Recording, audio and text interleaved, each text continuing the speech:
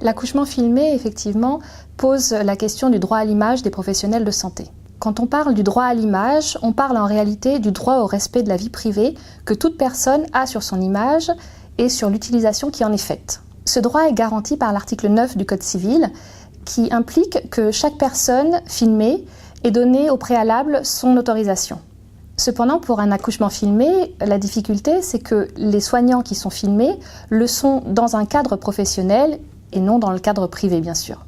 La jurisprudence a posé récemment une limite au respect du droit à l'image dans le cadre professionnel.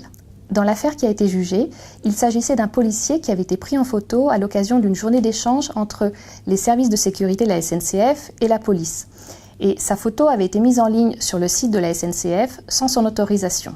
Eh bien, les juges ont refusé de retenir la violation de son droit à l'image au motif que l'article 9 du Code civil concerne uniquement la vie privée. Dans cette affaire, ils ont considéré qu'il s'agissait d'un événement professionnel, qu'il n'était pas particulièrement mis en avant puisqu'il était inclus dans un groupe de policiers et qu'il n'y avait pas atteinte à sa dignité. Il n'est donc pas exclu qu'un tel raisonnement puisse être adopté dans le contexte d'un accouchement filmé. Il est effectivement possible d'interdire aux parents de filmer l'accouchement, toutefois à condition que cela soit prévu dans le règlement intérieur de l'établissement qui précise les règles à respecter.